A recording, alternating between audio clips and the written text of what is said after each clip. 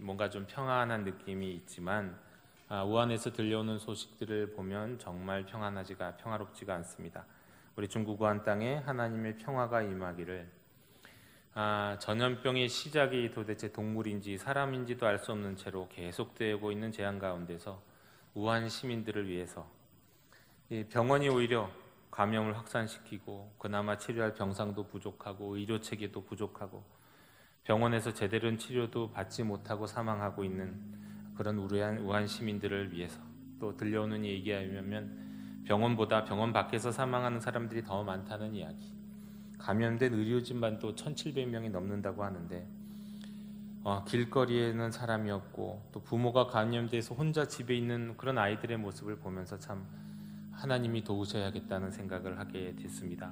중국 정부는 이걸 감당할 능력도 없는 것 같고 정말 하나님이 도와주셔서 우리 우한 시민들 하나님이 구원해 주시기를 이 시간 먼저 우리 눈을 감고 합심하여 기도한 후 말씀의 자리로 나아가면 좋겠습니다. 우리 우한 시민들을 위해서 우리 잠시 합심하여 기도하시겠습니다. 하나님 아버지, 우한 시민들을 위해서 이 시간 기도합니다. 하나님, 우한 땅에 하나님의 평화가 임하기를 기도합니다. 전염병의 시작을 정말 알 수 없는 그 시작이 계속되어서 지금까지 이 재앙이 계속되고 있습니다. 치료할 병상도 없고 정말로 사람들이 우울함과 두려움 속에서 살아가고 있습니다. 하루에도 100명이 넘는 사람이 죽는 일도 일어났고 심지어는 의료진도 2,000여 명의 의료진들이 감염되어서 고통받고 있습니다. 하나님, 인간의 통제 밖으로 넘어간 이 우한의 이 코로나 바이러스 질병을 주님께서 통제하여 주옵소서. 저 백성들을 주님께서 불쌍히 여겨 주시옵소서. 중국 시민들, 우한 시민들을 긍휼히 여겨 주시옵소서. 하나님들이 저들의 어둠 속에서, 저 질병 속에서, 저 고통 속에서, 저 재앙 속에서 우리 주님이 구원하여 주시기를 간절히 원합니다. 하나님의 은혜와 능력 가운데 저 땅에 평화가 임하기를, 중국 땅에 평화가 임하기를, 우한 땅에 주님의 평화가 임하기를 간절히 빌고 원하오니 하나님 도와주시옵소서. 이로 인하여 저 땅은 회개하게 하시고 하나님 앞에 돌아오게 하시고 하나님의 은혜와 능력을 경험할 수 있도록 주님 역사하여 주시옵소서. 주여 불쌍히 여겨 주시옵소서. 주여 긍휼을 베풀어 주시옵소서.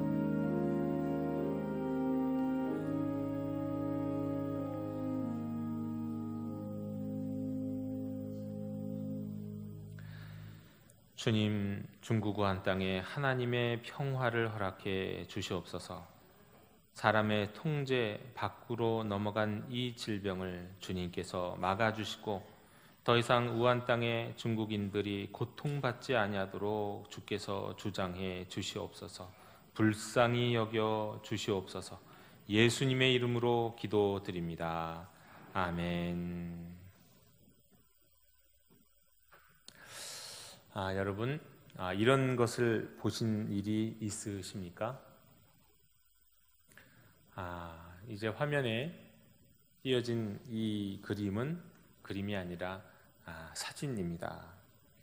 이 사진에는 사람들이 붙인 제목 아닌 제목이 있습니다. 두 가지입니다.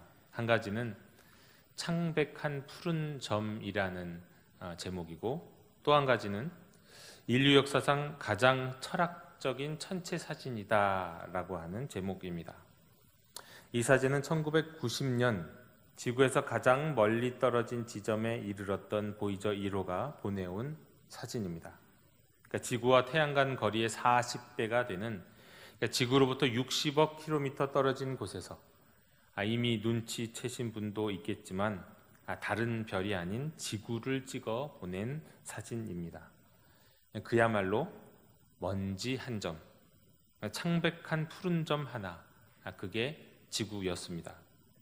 이 사진은 수많은 사람들에게 영감을 주었고 그야말로 묵상하게 만들었습니다. 우리 코스모스의 작가 칼 세이건은 이 사진을 보면서 여기 있다, 여기가 우리의 고향이다 이렇게 감격하면서 결국 이 사진에서 받은 영감으로 책을 한 권 쓰기도 했습니다. 미국에서 달을 밟고 돌아온 15명의 우주인의 인생을 추적한 책이 있습니다. 또 그 책에 따르면 지구에서 떨어져서 지구 전체를, 우주선 창 밖으로 지구 전체를 한눈으로 바라볼 수 있었던 그들은 이렇게 달에 다녀온 이후에 그들의 인생이 획기적으로 달라진 인생이 되었다고도 합니다.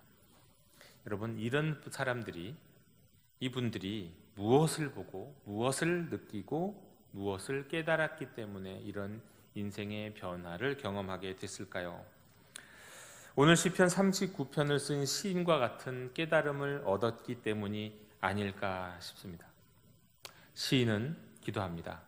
4절에 여호와여, 나의 종말과 연한이 언제까지인지 알게 하사 내가 나의 연약함을 알게 하소서.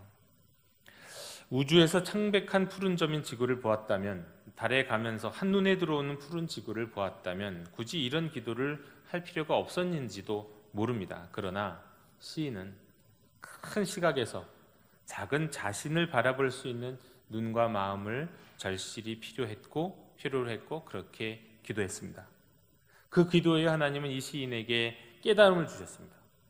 쳇바퀴에 갇혀서 맴돌면서 지극히 작은 인생을 도무지 관조할 수 없는 그런 인생에게 자신을 초월해서 자신의 생애와 삶 전체를 바라볼 수 있는 이 깨어남을 허락하신 겁니다. 그렇습니다, 여러분. 우리 인생에는요, 초월이 필요합니다. 초월. 오해하지는 마십시오. 이 초월이라고 하는 건 초능력과 같은 게 아닙니다. 초월이라고 하는 것은 인식과 경험을 뛰어넘는 것인데, 평소에는 스스로 보지 못하는 이 자신의 상황과 한계를 문득 보게 되는, 깨닫게 되는 하나님의 은혜라고 말씀드리겠습니다. 이렇게 초월하게 되면 사람은 솔로몬의 전도서가 노래하는 것처럼, 또 우리가 방금 전에 이 교동문을 읽은 데서 읽고 들은 것처럼 그동안 중요하게 여기던 모든 것들이 우리의 인생이 허무한 것임을 알게 되고 소홀히 여기던 것이 소중한 것이었음을 깨닫게 됩니다. 이러한 일은 사실 조금 더 일찍 모든 사람들에게 일어나면 좋으련만 많은 경우에는 너무 뒤늦게, 심지어 숨 넘어가는 그 순간까지도, 아니 평생 한 번도 경험하지 못하는 사람들이 허다합니다. 가끔씩 목회자인 제게 와서 물으시는 분들이 계십니다. 목사님, 우리 아버님, 우리 어머님이 말기암 판정을 받으셨는데 이거 말씀드려야 할까요? 저는 당연히 그래야 한다고 말씀드립니다. 물론 충격받으셔서 악화되지 않을까 하는 걱정 충분히 이해합니다. 불안해하다가 염려하다가 인생 마치시기보다 조금이라도 평안한 마음을 갖고 인생 마무리하실 수 있기를 바라는 자녀의 입장 이해합니다. 하지만 우리가 기회를, 아니 권리를 빼앗아서는 안 됩니다. 자신의 인생이 얼마 남지 않았다는 것을 알게 되면 자신의 인생을 돌아보면서 정리하는 시간을 갖게 될 것이고, 또 하나님의 은혜로 주시는 자기 초월을 경험할 수 있는 기회가 생길 수 있는데 우리가 그런 기회를 빼앗아서는 안 된다는 겁니다. 어쩌면 그 남은 3개월이 지나간 30년보다 더 값지고 귀중한 시간일 수 있습니다. 자신의 인생이 끝에 이르렀음을 아는 사람에게는 정말 시인의 표현대로 자신의 종말과 연한을 알지 못하는 사람에게는 좀처럼 일어나지 않는 그 깨어남의 순간이 올 수 있기 때문입니다. 그래서였을까요? 시인은 자신의 살 날이 얼마인지를 알아서 자신이 정말 얼마나 덧없는 인생에 매여 살았는지를 알게 해달라고 지금 기도합니다. 그러자 하나님이 시인에게 응답을 해주십니다. 깨닫게 해주십니다. 하나님이 정하신 자신의 인생의 길이는 그야말로 한 뼘이다. 그야말로 하나님 앞에서는 없는 것과도 같다. 하나님 앞에서 인생들은 그냥 한순간 내어주는 한숨과도 같다는 것을 알게 하십니다. 여러분, 인생의 허무함을 알게 되면, 자신의 인생의 덧없음을 깨닫게 되면, 여러분 그것이 하나님이 주신 은총으로 이루어지는 것이라면 적어도 허무주의에 빠지진 않습니다. 그럼에도 인생을 허무한 것이라고 고백하게 되는 데는 다른 이유가 있습니다. 바로 자신의 인생에서 그동안 자신이 너무도 크고 중요한 비중을 차지하고 있던 이것들이, 심지어는 하나님을 대신하고 있던 것들이 다 이게 모두가 허사고 그림자와 같은 것임을 알게 되는 그 순간 인생이 너무 가벼워지기 때문입니다. 그냥 바람 빠진 풍선 마냥 생의 의지를 잃거나 허무주의에 이르게 되는 것이 아니라, 자신의 삶의 터전같이도 여겨졌던 그 거대한 허풍, 거기에서 가려져 숨겨져 있던 것들이 이 허풍이 빈 풍선들이 바람 빠져 사그러져 버리면서 그 허풍 뒤에 숨겨져 있던 소중한 것들이 드러나게 되기 때문에 허무주의에 빠지지 않고 오히려 정말 중요한 것을 깨닫고 발견하게 되는 기쁨을 누리게 되는 겁니다. 그러니까 가상현실 같은 것들이 사라지고 진짜가 나타나는 겁니다. 얼마 전에 MBC에서 VR 휴먼 다큐멘터리 너를 만났다라는 프로를 방영했습니다. 보신 분들도 계실 텐데 이 내용은 뭐냐면 3년 전에 감기인 줄 알았고 찾았던 병원에서 혈액암으로 잃은 7살 난 딸을 VR, 버추얼 리얼리티, 가상현실 속에서 만나고 소통하는 모습을 그린 겁니다. 그 엄마가요. 이 제작진은 어떻게라도 한번 보고 싶다라는 이 어머니의 바람을 위해서 이 VR 기술을 총동원해가지고 딸의 얼굴과 몸, 표정, 목소리를 구현합니다. 이 VR 속에서 딸이 등장하자 엄마는 눈물을 흘리면서 그 VR 속에서 그 딸을 안으려고 애썼고 또 좋아하던 미역국을 끓여준데 사랑한다고 고백하고 또 한 번도 잊은 적 없다고 말해주는 그런 모습을 이 VR 속에서 볼 수 있었습니다. 이 제작진에 따르면 딸의 생전 모습을 조금 더 리얼하게 담기 위해서 모션 캡처, AI 음성 인식, 딥러닝 다양한 최신 기술들을 사용했습니다. 남겨진 사진과 동영상 속에 있는 딸의 몸짓과 목소리와 말투 등을 재료로 활용했습니다. 그렇게 자료를 수집하고 완성하는 데만 7개월이 넘게 걸렸습니다. 저도 그 장면을 영상으로 보는데 이게 가상현실인 것 충분히 알잖아요. 하지만 어찌나 눈물이 났는지 모릅니다. 그 장면을 이제 요약한 공식 영상이 어젯밤 기준으로 이제 세계적으로 1,300만 뷰를 달성했습니다.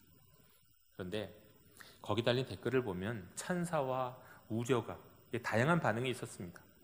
이 방송 제작진이 세계 최초로 이런 창의적인 시도를 했다는 것에 대한 찬사와 오히려 엄마와 가족들이 상처받는 것 아니냐 하는 우려 등이 있었습니다. 실제로 다른 가족들은 옆에서 엄마가 그 VR을 쓰고 죽은 딸을 만나는 모습을 지켜보면서 함께 울었습니다.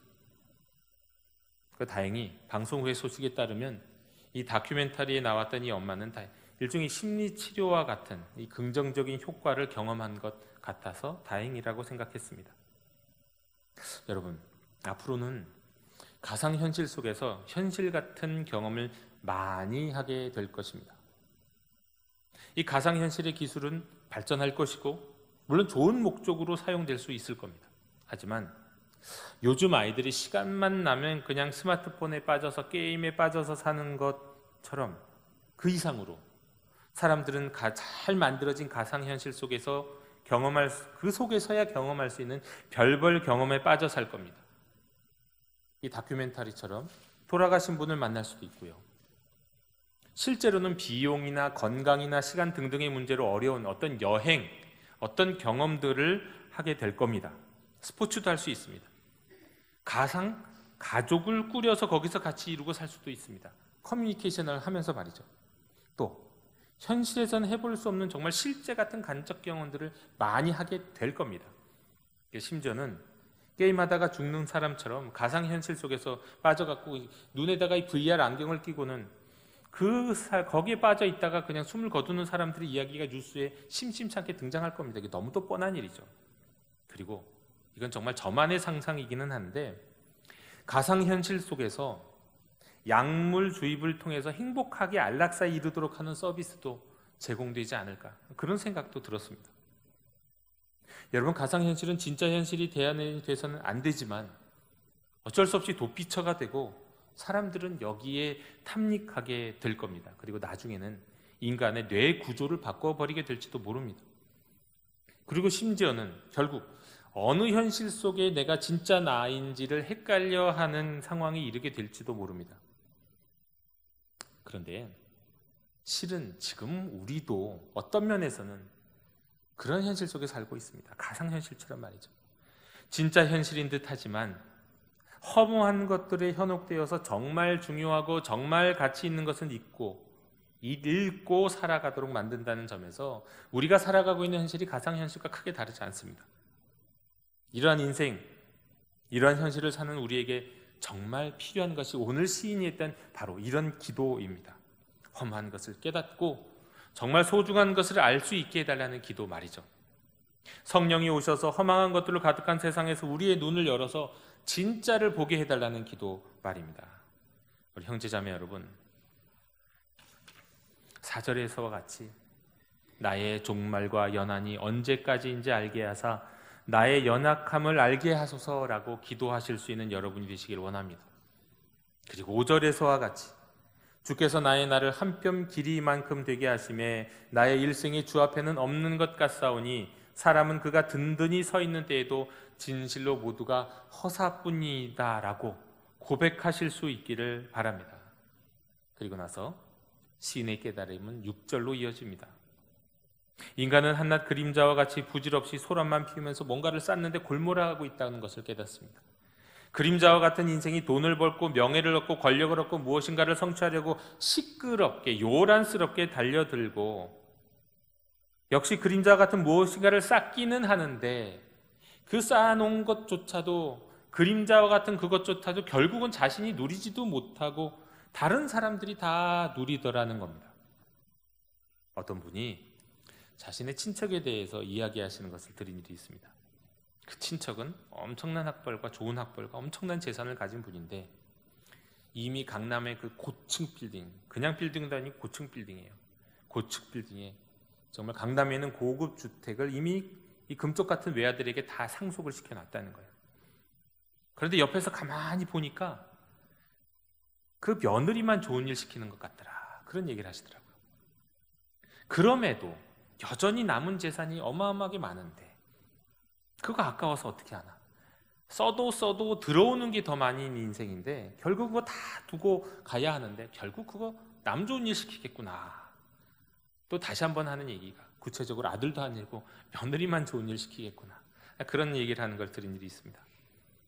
인생이 이러하다는 거를 깨달은 오늘의 시편의 시인인 거죠. 우리가 뭔가를 쌓아놓고 뭔가를 얻었다 한들 그거 우리에게 돌아오지도 않습니다. 다 누군가가 다른 사람들이 가져가는 일이에요. 인생이 이러하다는 것을 깨달은 오늘 시편의 시인, 그는 인생들이 붙들기 위해서 달려들고 있는 그 모든 것들의 헛됨, 허무함 속에서 빛을 발견합니다. 그림자들이 사라지자 진짜를 보게 됩니다. 그동안 내가 의지하던 건강, 재물, 인맥, 인생의 열매로 여기던 것들이 모두 가상현실과 같은 것임을 깨닫게 됐습니다. 시인은 그 어떤 것도 희망이 될 수 없음을 깨닫게 되었습니다. 시인이 이 VR 안경과 같은 가상현실을 벗어버린 거예요. 그러자 진짜가 보입니다. 진짜 현실을 깨닫고 거기에서 드러난 소망을 발견합니다. 그리고 이렇게 고백합니다. 7절, 주여 이제 내가 무엇을 바라리요? 나의 소망은 주께 있나이다. 자신의 인생이 얼마 남지 않았다는 것을, 인생이 한 뼘 같은 것임을, 지구가 우주 한가운데 있는 푸른 한 점에 불과하다는 걸, 세상 모든 것인 줄 알았던 이 지구가 우주선 밖에서 보니까 그냥 창밖에 보이는 하나의 동그란 푸른 별에 한눈에 보이는 푸른 별이라는 것을 보게 될 때 경험하고 깨닫게 되니, 이런 것을 경험하고 깨닫게 되니 그의 가치관이, 그의 삶의 목적이, 그의 삶의 동기가 달라집니다. 정말 중요한 것, 소중한 것, 내가 의지할 만한 유일한 것이 무엇인지, 누구인지를 알게 됐습니다. 오직 하나님, 오직 예수, 오직 희망은 주님뿐임을, 주님만이 자신의 인생의 소망이요 허상이 아닌 진짜임을 깨닫고 고백하게 되었습니다. 오래전에 한국교회 개혁을 위해서 일하는 일종의 기독교 NGO 단체에 관심을 갖고 작게나마 매월 후원한 적이 있습니다.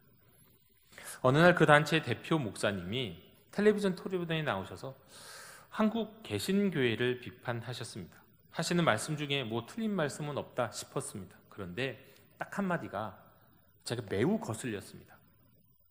어떤 교회, 어떤 목회자, 어떤 기독교 유명인들, 뭐 지도자들, 그때 정치인들 특별히 비판하면서 이런 한국 교회는 희망이 없다, 이렇게 말씀하신 대목이었습니다. 저 화가 났습니다. 여러분, 한국 교회의 희망이 어떤 교회들, 어떤 교인들, 어떤 목회자들에게 있는 것입니까? 우리의 소망은 오직 예수님인데 그 제자들이 못났어도 그렇잖아요. 예수님의 제자들도 다 예수님 버리고 부인하고 도망갔어도 제자들 보면 희망 없죠. 하지만 주님이 그들의 머리셨고 주인이셨기에 회복되고 희망이 있었는데, 초대교회 공동체의 구성원들을 보면 노예에다가 군인에다가 귀족 부인에다가 이해할 수 없는 조합으로 만들어진 초대교회 공동체였는데, 그들 보면 분명 미래가 없었는데, 희망이 보이지 않았는데, 그러나 예수님이 그 교회 공동체의 주인이셨기 때문에 희망이 있었던 것인데, 도무지 주님은 보지 않고 사람만 보면서 이런 교회는 희망이 없다고 이야기하는 얘기에 제가 화가 났었습니다. 여러분, 한국교회가 이렇다 저렇다 이야기할 수 있습니다. 그런 교회의 목회자든 성도이든 여러분, 사람을 보면 희망이 없습니다. 다만 그런 교회의 머리가, 그런 교회의 주인이 예수 그리스도라는 사실이 희망일 뿐입니다. 주여, 이제 내가 무엇을 바라리요? 나의 소망은 주께 있나이다. 그렇습니다. 한국교회의 희망은 오직 주님이십니다. 성도님들 가운데 아프신 분들이 계십니다.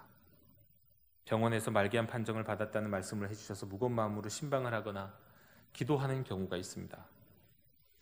하지만 저는 그 과정에서 수술 불가 말기암 판정을 받고도 완치되는 경우를 3번이나 봤습니다. 모두가 하나님의 도우심이었죠. 그 도우심의 방법이 달랐습니다. 어떤 경우에는 하나님이 그 사람에게 탁월한 성품을 주셨어요. 탁월하게 긍정적인 성품. 제가 볼 때 도무지 불평을 할 줄 모르고, 도무지 누구를 비난할 줄 모르고, 도무지 누구를 원망하지도 않고 후회하지도 않는 정말 보기 드문 성품을 가졌던 분이 계셨습니다. 병원에선 포기했는데 완치 판정을 받았어요. 어떤 경우에는 그분에게 딱 맞는 신약이 있어서 그 신약이 딱 맞아갖고 완치되는 것을 봤어요. 또 어떤 경우에는 정말 확신 가운데 선포하면서 나는 낫습니다 하고 40일간의 금식 기도를 통해 낫는 경우도 봤습니다. 여러분, 그러면 낫지 않는 분들은 하나님의 도우심이 없었던 것일까요? 당사자와 가족분들은 어떻게 생각하실지 모르지만 저는 목회자로서 이렇게 의학적으로 짧은 연한을 예고받은 성도님들을 신방하고 기도하면서 가장 중요하게 여기는 기도하는 내용은 따로 있습니다. 낫게 해달라고, 수명을 연장하게 해달라고 물론 기도하지만 그것보다 더 중요한 한 가지 기도 제목을 갖고 있는데, 그게 뭐냐? 그게 바로 오늘 시인이 고백한 7절의 고백입니다. 성도님이, 병환 가운데 계신 분이 이 7절이 그분의 고백이 되게 해달라고요. 한뼘 같은 자신의 인생을 깨닫는 가운데 허무한 것들에 휘둘려 살아왔던 그 인생을 다 회개하고는 오직 나의 소망은 주께 있습니다 라고 고백하며 기도하는 인생이 되게 해달라고 저는 기도합니다. 그런데 그렇게 진심으로 기도하면, 하나님만이 나의 소망임을 믿고 기도하면 뭔가 달라져도 달라집니다. 때로는 기적처럼 낫기도 하지만 대부분은 그렇지 않죠. 그리 아니하실지라도 그렇게 기도하신 분들은 그분의 인생에 전에 없던 영적인 충만함을 누립니다. 살든지 죽든지 주님만이 나의 소망임을 확인한 인생은요, 살아도 주를 위해 죽어도 주를 위해, 결코 허무함 가운데 죽지 않고 진짜를 발견한 기쁨 가운데 충만한 가운데 그야말로 부활을 소망하는 천국으로 이사를 하게 됩니다. 형제자매 여러분, 무엇을 위해서, 누구를 위해서 살고 계십니까? 아니, 무엇을 의지하며 살고 계십니까? 인생의 마지막에 가서야 허무함을 깨닫기보다 시인처럼 나의 연약함을 좀 더 빨리 알게 해달라고, 자기 자신이 얼마나 덧없는 인생인지 미리 깨닫게 해달라고 기도하시는 여러분이 되셨으면 좋겠습니다. 그리하여서 한 변밖에 안 되는 한낱 입김에 불과한 그 인생의 허무함을 깨닫고는 오직 진짜이신 하나님, 진짜이신 예수 그리스도만이 인생의 영원의 소망임을 고백하실 수 있는 여러분이 되시기를 원합니다. 허무한 것들이 사라지고 진실한 것들이 드러나는 참 인생, 진짜 인생을 사실 수 있기를 주님의 이름으로 축원합니다. 기도하겠습니다. 주님, 깨어나게 해 주시옵소서. 소중한 것이 무엇인지 깨닫게 해 주시옵소서. 오직 주님만이 나의 소망, 우리 교회의 소망이시오니 주님이 주시는 말씀으로 희망을 공급받고 순종하며 살게 해 주시옵소서. 예수 그리스도 이름으로 기도하옵나이다. 아멘. 이 시간 응답의 찬송 95장을 부르시는 가운데 준비하신 예물을 봉헌하시겠습니다.